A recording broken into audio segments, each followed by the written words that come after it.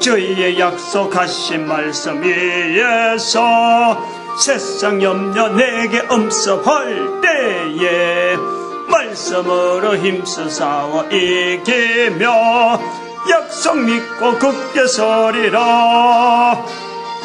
굳게 서리 영원하신 말씀 위에 굳게 서리 굳게 서리 그 말씀 위에 굳게 서리라. 아멘.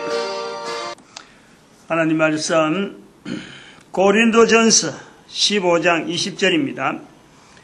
고린도전서 15장 20절하고 데살로니가전서 4장 한번 읽겠습니다. 13절부터인가 14절부터인가.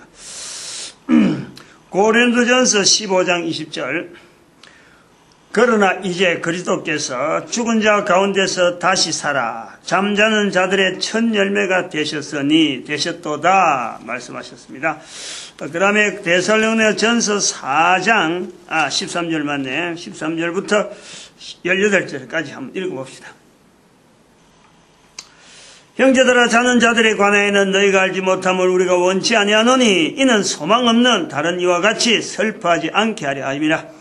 우리가 예수의 죽었다가 다시 사심을 믿을진대 이와 같이 예수 안에서 자는 자들도 하나님이 저와 함께 데리고 오시랴. 주께서 우리가 주의 말씀으로 너희에게 이것을 말하노니 주의 강림하실 때까지 우리 살아남아있는 자도 자는 자보다 결단코 앞서지 못하리라. 주께서 호령과 천사장의 소리와 하나님의 나팔 소리로 친히 하늘로서 쫓아 강림하시리니 그리스도 안에서 죽은 자들이 먼저 일어나고 그 후에 우리나라 살아남은 자도 저희와 함께 구름 속으로 끌어올려 공중에서 주를 영접하게 하시리니 그러므로 우리가 항상 주와 함께 있으리라. 17절까지 하죠. 아멘.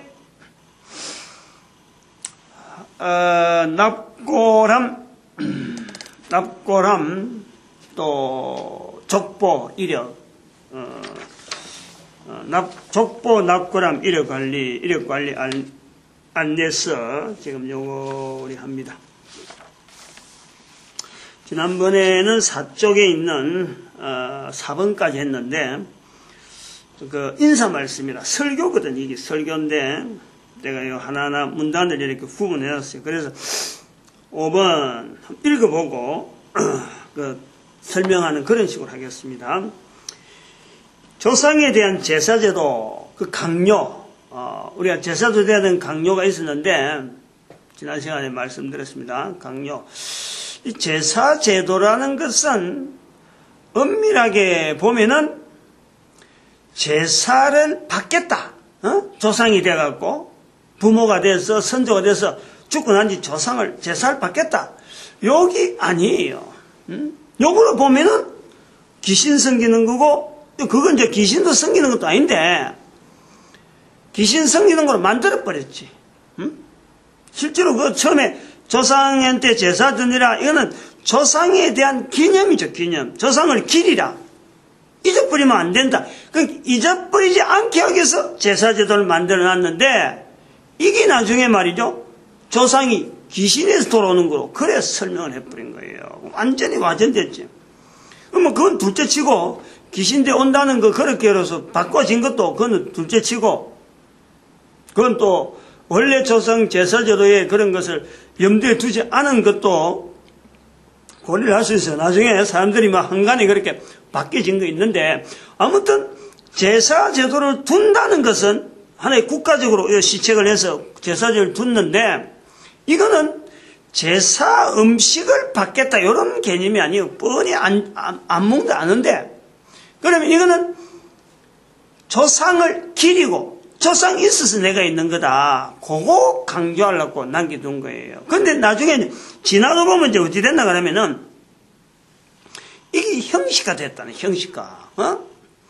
천하에 살아있는 동안에, 부모 살아있는 동안 천하에 불효자식이 죽고 난 뒤에 떡 떨어뜨려갖고 제사상만 떡 하면서 다른 사람 앞에 효자라는 소리를 듣게 되는 이런 아주 극단적으로 잘못된 모습으로, 죽일 때는 아니야말로 그 부모들 살아있을 때는 평생 눈물 흘리게 만들라고, 나중에 나와갖고는 말이죠. 부모한테 잘못했다고 말이야. 죽고 난 뒤 그럼 뭔 소용이 있어.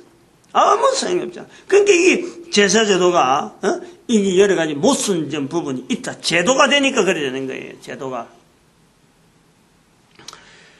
그래서 이제 변질이 됐다. 오늘 5번에 그건 나오는 것은 변질이 됐다. 어떤 내용이 변질되냐면은 제사제도의 강요로 말미암아 예법으로 전략이 되면서 예법 차리는 무슨 음식이 뭐는 어디에 있고 거기 오른쪽에 있고 왼쪽에 있고 술은 몇 번 따라야 되고 막 이런 식의 내용을 외우는 것만 그만 전수가 되어버린 거야. 실제로는 조상에 대한 연결을 강조하고 조상에 대한 나도 조상이 되잖아. 그러면 내가 조상이 됨으로써 자손들에게 나를 기억할 만한 내용을 남겨주는 것에서 내가 후손들 앞에서 뭔가 처신이라는 행동이라는 이런 걸 행동 거지가 발라야 되는데 제사드린 절차를 애우는 거로 자녀들에게 가르치다 보니까 정작 내가 자녀들에게 아무것도 안 보내줘도 제사드리는 제사만 예법 절차만 가르쳐주면은 선조로서 할 이야기 끝난 거로 그래 봤던 거야. 그러니까 중요한 게 뭐냐니까 조상 대대로 내려오던 여기 지금 두 가지에 의해서 두 가지 조상에 대해서 자부심을 가지지 못하게 한 거예요. 내가 살아있는 동안에 자부심을 갖는 조상이 돼야지 하는 이런 걸 안 가르쳐주니까 그냥 절차만 가르쳐다 보니까 부모와 자녀 간의 자부심으로 인해서 조상된 것의 자부심으로 해서 이어지는 내가 이런 일 했다 너도 앞으로 할 수 있을 거다 하는 그 자손들에 대한 축복 그리고 조상으로서 남긴 업적 이거를 뭔가 부둥켜 안고 그에 대해 자부심을 가지고 또 그렇지 못한 자부심이 조상이 있다 하면 자기 때에서는 그런 조상이 되려고 하는 그런 바람을 갖고 목표를 갖고 해야 되는데 여기 싹 사라져버려. 이게 없어질 뻔한 거야. 조상에 대한 선조에 대한 자부심이 없어진 자부심이. 내가 앞으로 선조가 돼서 자부심을 가지는 후손들을 만들어야겠다. 이런 목표의식이 없는 거예요. 지금 여기 제사제도가 부모에 대해서 이렇게 기리자 하고 남겨뒀는데 결과적으로는 그런 없어졌단 말이야. 그럼 없어지면은 아이고 이거 안 되겠다 하고 바꿔야 되는데 제사제도를 만들어낸 근본적인 어떤 정신이라든지 이런 게 전부 다가 이게 묵살돼 버린 거예요. 그렇게 복원이 안 되는 거예요. 복원이 그런 식으로 넘어오고 있는 거예요. 지금 제사제도가 그렇다니까. 그래서 또 하나 살아있는 게 뭐냐니까 두 번째 방금 이야기했는데 조상시대 때부터 그때부터 쭉 내려오는 가치관 어떤 가치관을 가지고 후손들에게 이야기를 해왔는데 그 가르치는 게 있는데 그런 것을 가르치도 않은 거예요. 그 조상으로부터 받은 가치관이 없는 거예요. 가치관. 가장 우리 민족에 누구나 공통적으로 가져야 될 그 가치관이 있는데 소위 말하면 단 할아버지부터 시작돼서 내려오는 홍익인간이라고 하는 어마어마한 가치관이 있잖아요. 어마어마한 가치관. 그 시대부터 쭉 내려오는 어디서부터 끊기는지 몰라요. 아무튼 쭉 내려오다가 끊겨버렸어. 이런 것이 끊긴 것이 제일 우리가 쉽게 알 수 있는 것은 제사제도 때문에 끊겼다 이거예요. 조상으로부터 가장 가치 있는 일하고 전수돼 오던 그 가치관이 끊어져 버린 거예요. 하나는 조상으로서의 자부심 자체를 내가 남기려고 내가 살지 않고 조상으로부터 내려오는 자부심 자체가 조상된 자부심 자체를 없어진 거 있고 그 다음에 조상으로부터 내려오는 고귀한 어떤 남겨주는 가치관이 있어요. 가치관. 어떻게 살아라 어떻게 해서 이거는 유지가 돼야 된다 하는 이런 것이 고약이 연결인데 그런 것 자체는 유지인데 유지 그것 자체는 아무도 신경 쓰지 않는 거야. 막 제사만 드리면 되는 줄 알고 끝내버린 거야. 제사제도가 주는 폐단이다. 제사제도 때문에 근본적인 이 어떤 조상과의 연결하는 부분에 이 고리가 결정적인 데 끊겨진 것이 이 제사제도 때문에 끊겼다. 이걸 우리가 철저히 알아야 돼요. 낙고람 이 제도 이거는요 이런 부분을 딱 맞추고 있는 거야. 선조에 대한 내가 한 사람이 태어난 것은요 부모 없이는 절대 못 태어나기 때문에 우리 한 사람은 그러니까 어때서 내려오는 이 어떤 전통이라든지 어떤 가르침에 대해서 어느 누구 때에서 나에게 이런 가르침이 있었는가 하는 그것에 대해서 굉장히 이거는 강조가 되는 거예요. 그래서 오늘 6번째 하면은 우리 민족의 그 첫 조상이라 할 수 있는 그 단 할아버지, 그것이 단순하게 그냥 참 말만 가지고 누구 뭐 참 소개로 그러면 누가 알려주기 때문에 이런 게 아니에요.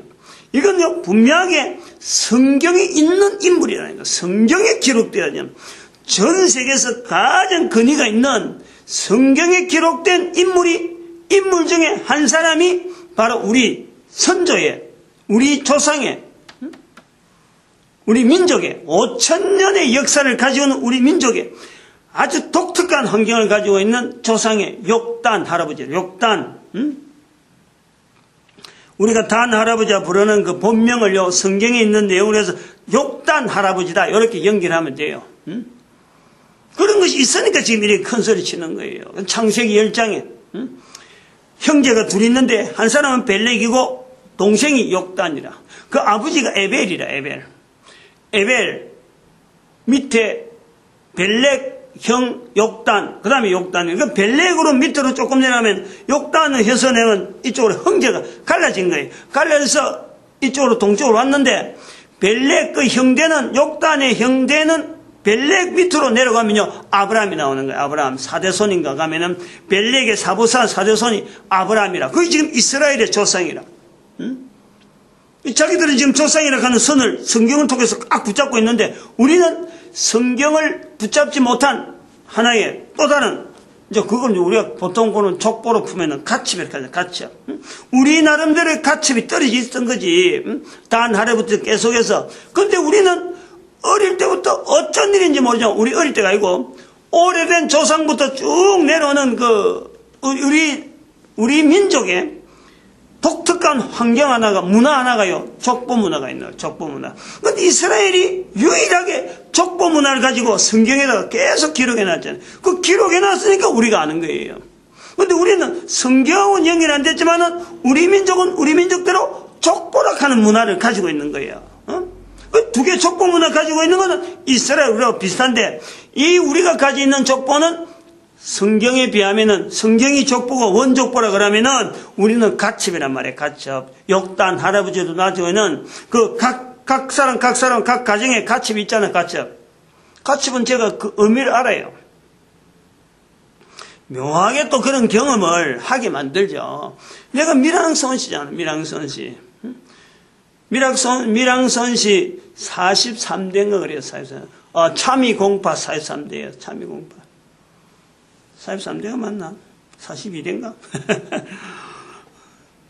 참이공파 말이야, 참이공파. 그게 왜 알아냐면은, 내가 장남인데, 우리 선생님께서 항상 집에 이 족보라 하면서 있더라고. 근데 족보라고, 이게 족보입니까? 물으면 족보가 이렇게 하더라고. 나는 족보인 줄 알고 있었는데, 근데 그걸 가끔 이렇게 꺼내보면서 선조들의 무덤이 어디 있다가 무덤에 산세를 이렇게 해하고 여기 있다 했는데 나는 어릴 때 들으니까 아무것도 모르겠는 거라. 근데 그게 왜 그런 것이 있는가를 보니까, 나중에 보니까 밀양손씨인데 임진왜란 때에 진주성, 김시민 장군이 있던 그 진주성, 처음에 임진왜란 얻을 때 첫 번째 진주성을 일본인군이 올라갈 때는 함락을 못 시킵니다. 그 내려올 때는 그것이 분해가지고 이제 자기들 전쟁 끝내고 내려오면서 진주성을 다 포위해가지고 말이에요. 인력을 총동원해갖고 진주성을 멸망시키잖아요. 그럴 때에 그 성에 있던 장수였어, 장수. 그 멧돼조 할아버지가 그렇다니까. 한참 올라가면 그랬대요. 근데 그 장수로 있던 그 할아버지께서 진주에서 피난 가가지고 그 성에서 싸우다가 막 도망가면서 가족들 몇 명만 데리고는 저 진주서 일반성 그 반성 밑으로 하고 산골짜기 막 일본 사람한테 피한다고 막 산골짜기 저 깊은데 그게 구천이라 그래. 구천. 운천리. 진주시 일반성면 운천리라 하는데 그게 구천이더라고. 거기다 와서 갑옷을 벗어 숨기고, 나중에 그 일반성에서, 내가 하여튼, 좀 청년 때, 그때 신문에 났어요. 일반성에, 인제한테 입던 장군의 옷이 거서 출토가 되었다. 이런 말이 신문에 나와서 내가 그거 봤어요. 들었어요. 그런 것이 우리 그 손가가 밀양에 본을 두고 있다가 갑자기 난리를 만나서 들어와 버리니까 이런 그 원대에서 끊겨버리는 거야. 원줄기에서. 근데 이제 워낙 족보 체제로 갖고 있던 사람들이니까 하나하나 족보를 남기는 거야. 자손들에 대한 이름을 하고 이렇게 쭉. 그게 이제 갇혀버려갖고 그 안에 있는 일대에서 손씨들만 가지고 있던 거지. 근데 그걸 몰랐는데, 그냥 요래 있는갑도 했는데, 나중에 밀양에 있는 손씨하고, 그 있는 우리 종갓집에서 그거를 밀양에 있는 손가 어디하고 연결이 딱 해보니까, 그것도 서로 연락하고 된다 싶으니까, 만나보니까, 갇혀버려, 그대로 갖다 붙여버리니까, 원족보 그대로 맞아버려. 딱 연결되잖아요. 거기서 떨어졌던 나갔던 어디 있는지 모르고 있던 행방을 모르고 있던 그 하나의 줄기가 그 딱 연결돼 버리잖아. 그래 지금 저는 그냥 족보가 하고 있죠. 족보 지금 걔한테 있어요. 내가 장남이니까. 다른 애들은 형제가 5이 돼도 딸들은 뭐 나중에 딸도 나옵니다만 이 딸들은 이렇게 한 번도 뒤다볼 생각 안 하고 내 혼자 지금 있는 거예요. 그리고 내 목사인데도 불구하고 이 족보라든지 이런 거 어릴 때부터 그런 경험이 있으니까 이런 흐름을 내가 아니까 이거 이런 식으로 해서 돌아가는 그런 가첩이라는 게 있다는 걸 알아요. 그런데 우리가 지금 이 성경에 있는 이 족보가 연결되는 사건이 바로 창세기 10장에 있는 욕단과 벨렉이라 그게 지금 제가 이야기하는 거예요. 이게 아무데나 이야기 나오는 게 아니라니까. 우리 민족의 가첩 같은 이 족보가 창세기 10장에 연결된다. 원족보 연결된다. 이걸 지금 대한민국 사람들이요. 이게 자연스럽게 나와야 된다. 자연스럽게. 그래서 우리 민족이 이스라엘 민족하고 독특한 어떤 구별되어지는 그거는 그대로 할 일이 있었고 우리는 앞으로 할 일이 있는 그런 어떤 자세로요. 우리가 세상을 바라보고 온 인류에게 우리가 나름대로 이런 유고람 이거 하는 것 자체가 조상으로서의 자리가 있었는데 그걸 유지를 받아가지고 오늘 우리 때에서 할 일이 있는 거예요. 할 일이. 그 개념을 하는 거예요 지금. 그래서 계속해서 하면은 한반도에 왔을 지게를 광복을 한 거예요. 한반도에 백두산 내다보면서 광복을 외쳤단 말이에요. 빛을 봤다. 그건 책을 보면 알아요. 내 책을 보면 이런 내용을 이야기하면 돼. 광복을 했는데 그 외친 광복이 바로 1945년에 해방을 우리는 광복절이라 하고 탁 찍는잖아요. 1945년에 그 사건을 광복이라 할 이유가 없잖아요. 어떻게 해서 우리가 광복하겠어요? 그 조상으로부터 내려오던 언어가 있다니까. 이 단 할아버지부터 내려오던 광복이라는 언어가 있다니까. 그걸 쓰는 거예요. 우리 민족에 36년 동안 억압 속에 있다 보니까 얼마나 기다렸던지. 그게 욕단 할아버지가 그 창세기 10장에서 11장 사이에 나오는 그 바벨탑 사건이 있잖아. 바벨탑. 그 바벨탑 사건에서 그 억울하고 암울했던 그 바벨탑 짓느라고 노예같이 살았던 깜깜한 데서만 지내던 그곳에서 동쪽에서 햇빛이 나올 때 소망이 있잖아요. 소망이. 그걸 찾아서 끝까지 나오면서 하나님께서 온 인류에게 이 바벨탑 사건의 그 고통을 생각하면서 온 인류에게 바벨탑에 이게서 벗어나는 빛을 비춰야지 하는 이런 소망을 가지고 우리 선조가 동쪽으로 왔다니까.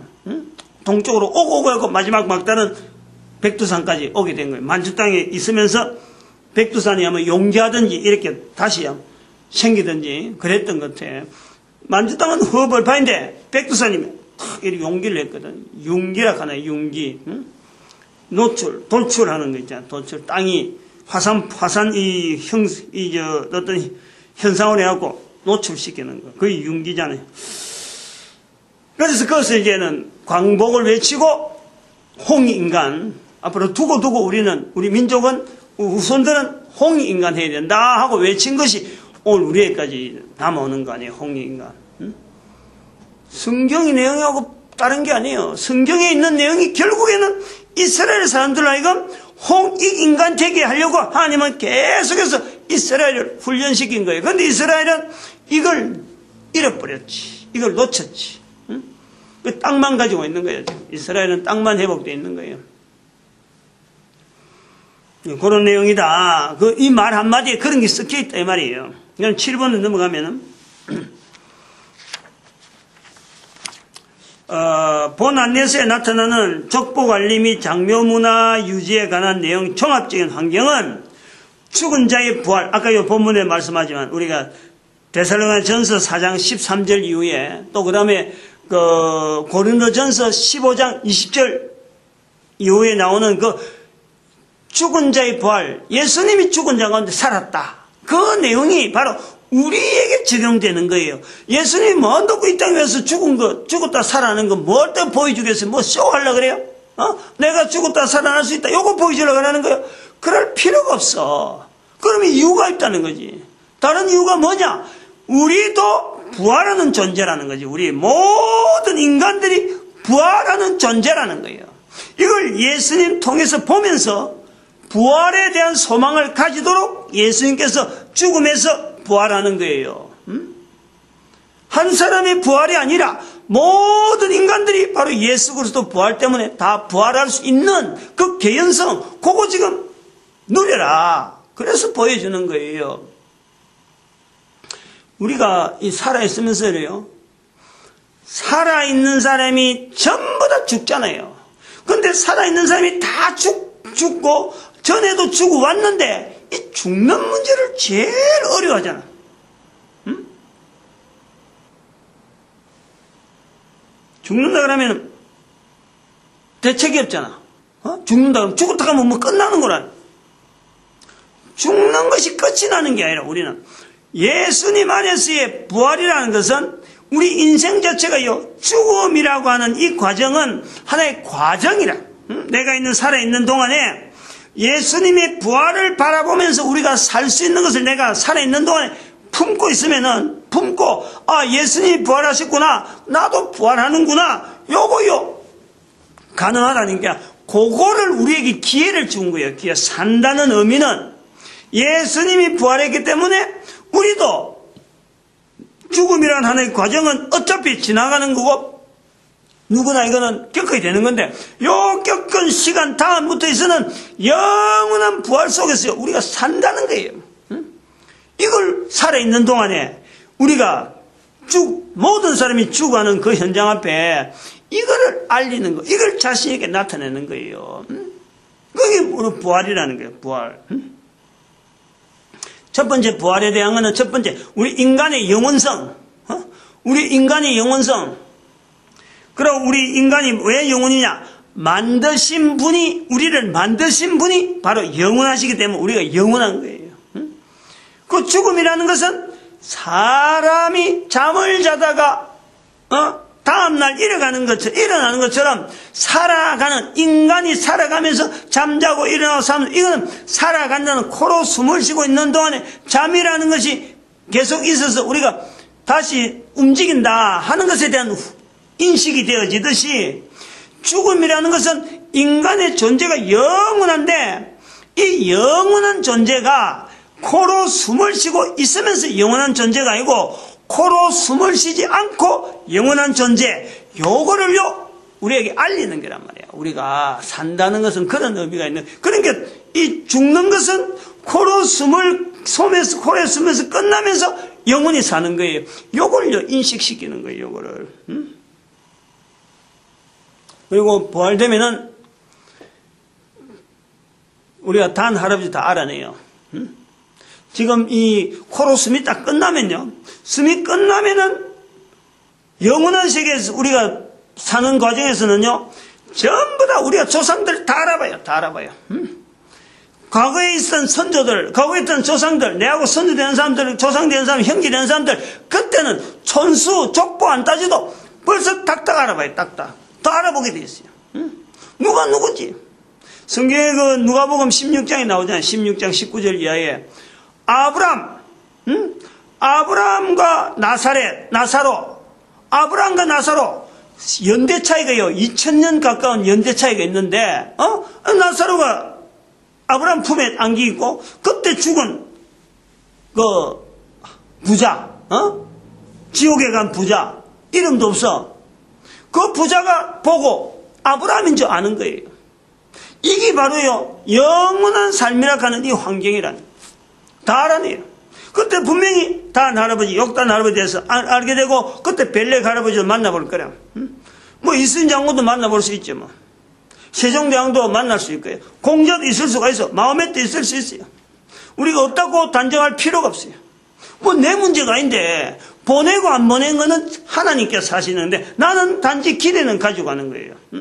분명히 저들도 이 땅에 있는 동안에 하나님이 쓰시는 만큼 인생 자체를 다른 사람에게 홍인간할 수 있는 많은 일을 남긴 사람이에요. 최선을 다해서 일한 사람들이야. 그런 사람들 당연히 저는 볼 때 천국이 있을 것이다 보는 거예요. 어떤 사람들이 그러지, 석가가 뭐 절에 가 있을 거다, 지옥 가 있을 거다. 저는 그래 안 봐요. 지옥 가게 만든 사람은요, 후손들이 만들었어요. 지옥 가 있을 거다라는 것은 후손들이 그랬어요. 전부 다 석가를 뭐 신이라고 하고 다른 사람들이 한 거예요. 정작 그거는 이미 천국 가든지 지옥 가든지 이미 결정이 나 있는데, 다음 사람들이 아이고 저렇게 다른 사람들 석가를 신이로 했으니까 석가가 참 우상의 우두머리니까 지옥 가 있지 않겠느냐. 요거는 사람의 생각이지, 하나님은 전혀 다를 수가 있어요. 우리가 그런 자세를 가지고 있을 필요가 있어요. 내가 생각해갖고 저 사람 지옥, 내가 이 사람 천국 말할 필요가 없어. 내 문제만 하면 돼. 내 문제. 내가 지금 천국이냐 지옥이냐 요것만 하면 되는 거예요. 가면은 지옥 가 있는 사람, 그거는 끔끔하기 때문에 천국에 있는 사람은 지옥에 있는 사람 모르요. 알 필요가 없어요. 그런데 천국에 있는 사람들끼리는 훤하니까 정체가 벌써 다 드러나요. 아무도 너가 누구냐 할 사람이 없어요. 다 알아봐, 다 알아봐. 베드로도 알아볼 거고, 사도 바울도 알아볼 거고, 뭐 하여튼 다 알아보는 거예요. 다윗도 찾아볼 수 있겠지. 그러면 이스라엘 사람들만 그럼 천국 갔나? 어림도 없어요. 하나님은 절대 그렇지 않지. 모든 사람에게 하나님은 똑같은 기회와 똑같은 어떤 섭리를 하고 천국 갈 기회를 항상 제공한 거예요. 그런데 이스라엘 사람들만 다 천국 가고 나머지 인간은 다 어디 가 있어? 함부로 말하면 안 돼, 함부로. 형님,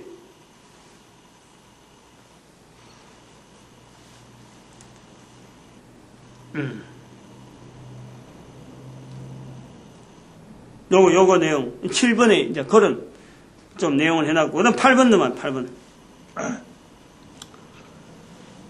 조상에 대한 바른 이해와 전 인류 공존을 위한 족보체계, 장묘문화의 유지 및 의미를 알리고 있다. 이래 되는데, 여기서 나오는 게 연구관리소라는 거예요. 연구관리소. 연구관리소. 그렇게 납골함을 영구적으로 관리한다 이 말이에요.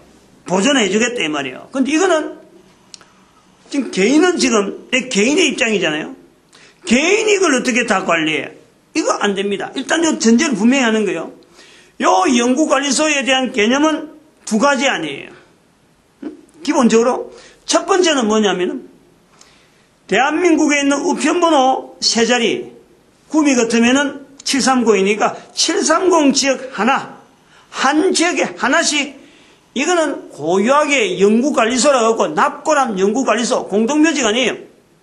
물론 공동묘지의 성격은 있지만 공동묘지는 땅에다 묻는 거 아니에요. 이거는 그냥 납골함 연구관리소라고 하고 납골함을 들고 와서 거기다가 관리해 주는 거예요. 이게 영구적으로 있는 거예요. 시에서 어떤 부지를 택해갖고 그 부지 자체를 그렇게 만드는 거예요.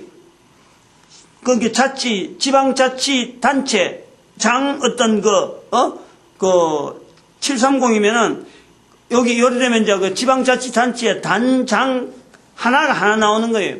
거기서 돈 내고, 지원하고, 그 다음에 지방 유지들이 이제 돈 내야 되는 거예요. 이 요금 만드는 데에 경비들이 뭐 들어가는데 낙고람을 맡길 사람이 있을 거 아니에요. 맡긴 사람들이 돈을 내야지 뭐 생돈 공짜로 맡길 수 없는 기고. 그래서 맡기는데 주로 이 산소 갖고 있는 사람들하고도 참여할 수 있도록 하고, 그 다음에 이걸 관리를 누가 하느냐면은 바로 지역복음전도학교에서 이걸 관리하는 거예요. 뭐 지역복음전도학교 아니라도 그 시에 이거는 교회 아니면은 맡을 수가 없어. 이게 부활에 대한 개념을 갖고 하는 거니까 교회 다니는 어떤 단체, 교회 단체가 지역 단위로 만든 거예요. 그러니까 우리하고는 그건 상관이 없는 거예요, 내하고는. 나는 이렇게 말만 던지는 거예요. 근데 이제 여기 한 방법인데 내하고 관계되는 게 뭐냐면은 이건 이제 잘 들어야 돼요. 어떤 지역에는 빨리 생길 때가 있을 거야. 지역에서, 이걸 금방 알아듣고, 우리 지역에 빨리 준비하자 하면, 그때부터 시작되는 거예요. 뭐, 내하고 관계없이. 응? 그래서 바로 직접 하는 거예요. 근데, 생기는 순서가 들쭉날쭉 하는 게 아니야. 아무래도 어느 지방단체단체는 우리는 못하겠다고 버티고 있는 것도 있을 거고, 안 맞아갖고 그런 때도 있을 거고, 어떤 데는 빨리 가서 이게요. 어떤 데 10년 차이도 있고 5년 차이도 있고 그 간격이 있을 수 있잖아요. 그러면 실제로 낙고람을 맡기려고 하는 사람 입장에서 보면은 어디든지 맡게 될 입장이 당장 지금 산소가 필요한데, 당장 지금 낙고람이 필요한데, 지금 일반적으로 낙고람 맡기는데 그런 데 가보면요, 이게 연구관리가 아니에요. 10년에 얼마, 20년 얼마 그래 내는 거예요. 그럼 생각을 해봐. 10년 내고 어쩌겠다는 거예요. 그럼 20년 맡겨놨고 나머지 낙고라면 어떻게 되겠는 거예요? 책임이 아무도 없어요. 어떻게 해라는 방침도 없고 그냥 20년에 얼마 이래 되는 거예요. 얼마나 모순적인지 몰라요. 아니 20년 맡겨갖고 어떻게 될지 모를 거는 지금 어떻게 될지 모르는 거, 그 처분하는 거 똑같은데 사람이 어떻게 그럴 수 있어요? 어떻게 낙고람을, 선조의 낙고람을 그럴 수가 있어요. 요걸요 지금 모르는 거예요, 사람들이. 제가 고향에 장손되는 우리 종갓집에 형님 바로 종갓집 교회는 내 바로 위에 그분이라. 나는 우리 아버지께서 장남으로 낳았고, 나 장남이, 그것도 장남인데 형제들 중에서 다른 형분이 있는데 그거는 내보다 나이가 어려, 남자가. 여자분은, 그 누나는 내보다 나이 많은데, 사촌 누나가. 그러니까 그 형하고 이렇게 이야기하는 중에 내가 물어봤어요. 자, 낙고람이 저래 있는데 도대체 형님 저거 언제까지 저 보관하는 거예요? 아니 자손들이 나중에 저 낙고람 저거 막 양이 많아가지고 없애겠다 하면 어떻게 할 거예요? 그럼 모른대. 내가 이제 그것 때문에 착상인 거예요, 실제로. 그냥 고향에 한번 가서 선친의 낙고람 그 보기만 보고 그래 온다 하고 왔는데, 한 2년 전인가 그때 한번 떡 가서 물어보니까 뭐 자손들이 뭐 알아서 안 하겠나? 알아서 할 사람이 누가 있어? 알았어. 아무것도 남기지도 않았는데 조상들이 요리하는 길 하고 가르치지 알아서 하지. 낙고람을 어떻게 알았어요? 그 방법이 없더라고. 내가 그래서 고민한 거야. 이거 봐라. 그래갖고 알아보니까 이제 인터넷으로 또 통해서 인터넷 저 데서 보니까 그 돈 받고 하는데 보니까 보기는 뻐졌다 이쁘장하게 뭐 꾸며놨는데 이게 말이야 10년 20년 지나고 나면 대책 없는 거예요. 어떻게 처분하는지 모르는 거야. 아직 그런 사례가 안 나왔지. 10년 20년 낙고람 해갖고 지금 그래 계약해갖고 10년 20년 지난 게 없으니까 이게 아직 사회 문제가 안 되는 거예요. 근데 이제 좀 있으면 사회 문제에 대해서 나타난다니까. 어떡할 거예요 이거. 그래서 그런 사람들 맡겨서 저게 맡아줄 수 임시관리소, 그걸 내가 하겠다, 이게. 내가 맡아 있겠다니까. 뭐 돈이 얼마나 들든지 간에 하여튼 일단 돈을 받는 거니까 그 돈 받고 관리를 하다가 거기에서 관리비 받는 데서 반씩, 내가 하다가 지역에 낙고람이 생기면은 반 띄가지고 그쪽으로 주든지, 안 그러면 미리 그 돈을 위탁을, 공탁을 걸어라 하든지, 여기 돈을 받고, 그거는 보낼 거나 해갖고, 공탁을 해갖고 걸고 하든지, 내가 받았고 공탁 걸든지, 그래가지고, 나도 계속 다 받아낼 수는 없는 거예요. 그 관리하는 내용이 굉장히 복잡하니까. 그리고 무한정하게 건물을 자꾸 뭐 이러고저러 만들어낼 수도 없는 거 아니에요. 언젠가는 나가야 되는 건데 전부 다 그건 돈인데 빚을 지어야 될 그런 행편인데 그렇게 하면 안 되거든. 그래서 필요한 게 이원하다. 하나는 지역에 사는 거고 하나는 임시로 하는 게 내한테 있다 이거예요. 그건 내가 조직을 해가지고 할 거라 이거는. 준비 다 돼 있어요. 이거 부항상가도 해당돼요. 지금 부항상가 있는데 사실은 5층 전체 5층을 우리가 쓰고 있는 거 4층도 쓰고 있기 때문에 이 부항상가에서 전체를 했고 일단 낙고람을 일단 대책을 어떻게 하겠다 하는 안은 다 돼 있어요. 어떻게 운영하겠다 다 돼 있으니까 지금 이런 걸 이야기하는 거지. 그 나가는데 촉보 체계하고 낙고람 연구 관리하고 낙고람 이력 관리하고 여기 별도 있다. 낙고람 연구 관리하는 거하고 낙고람 이력 관리는 달라요. 이력 관리는 인터넷으로 그냥 관리해 주는 거야. 이력 관리 낙고람 어디 있거든 인터넷 그거는 전 있는 인터넷 낙고람을 다 이거는 관리가 가능한 거예요. 근데 낙고람 자체에 대한 연구 보조는요. 이게 장소가 제한되는 거예요. 장소가. 이거 오래됐네. 아까 보니까 텔레비전에 그 나오더라고. 미국의 뉴올리언스에 나오는 그 공동묘지 이야기를 나오는데, 어느 나라마다 이게, 사실은 이게 그 공동묘지나 낙고람은요, 이게 굉장히 문제가 되거든. 어느 나라든 다 문제가 되는 거예요. 다 장면 문화가 따로 있거든. 근데 이 낙고람을 이렇게 할 때, 지금은 초기니까, 낙고람이라 하는 그걸 갖고 바뀌었지만은, 요 이제 시스템이 되고 뭔가 사회적으로 이게 하나의 어떤, 이게 이제 뭔가 그 유통하는 이런 어떤 형식이 나오면은 전문 낙고람을 지금은 독일어 해갖고 나오는데 이러면 부피가 큰 거예요. 이런 연구 관리하는 데는 이 한계가 있는 거예요. 자꾸 뭐 커질 수는 없는 거고. 그 차지하는 그게 적은 양이 아니라. 지금은 어쩔 수 없이 임시로 지금 그 바뀌었지만은 요 단계를 거쳐서 저희들이 이제 해야 되겠죠. 제가 지금 생각하고 있는 게 있어요. 굉장하게 간단하게 딱 낙고람 상자처럼 요 사각 상자를 해갖고 마치 그 텔레비전보다 텔레비전 3분의 1 정도 지금 텔레비전 자그마한 저는 텔레비전 한 3분의 1 정도 되는 수준으로 납작하게 하면서 사각형으로 해놓으면은 이게 포개잖아. 탁탁탁 포개가지고 캐비넷 같은 데 탁 집어넣을 수 있도록 해놓으면은 나중에 문상도 나오는데 문상되는 경우는 연대가 있네요. 100년만 지나면 문상 오는 사람이 없거든. 그건 100년 단위로 해갖고 100년 지나면서 이 케이스로 되어 있는 이 케이스들이 연구 보존하는 쪽으로 탁탁탁탁 들어간다니까. 그러면은 작은 어떤 용량 가지고 많이 쌓기 때문에 가능하다. 그렇게 보는 거예요. 지금 그렇지 않는 현재는 낙고람의 단위로 해갖고 최소한의 어떤 부피를 가지고 지금 낙고람 크기로 하는데 이게 정착되면서 우리는 그걸 만드는 게 딱 시스템을 제도화시켜서 최소한의 면적을 가지고 영구적으로 할 수 있는 공간적인 부분이 필요하니까 이거 영구적으로 가야 되니까 그런 거를 지금 그것까지 구상 중에 있는 거예요. 지금 그것까지.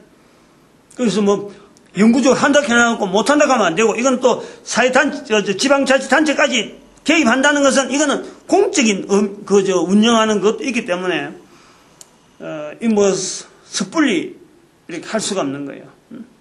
이런 거는 발상은 교회가 가지고 있는 전도 문화. 전도는 이 전도에서 예수님이 부활하는 이 내용을 일반화시키는 거예요. 일반화. 그 내용이 들어있단 말이에요. 오늘 다시 여기까지 하겠습니다. 기도드립니다. 할렐루야 함께 해주심에 감사합니다.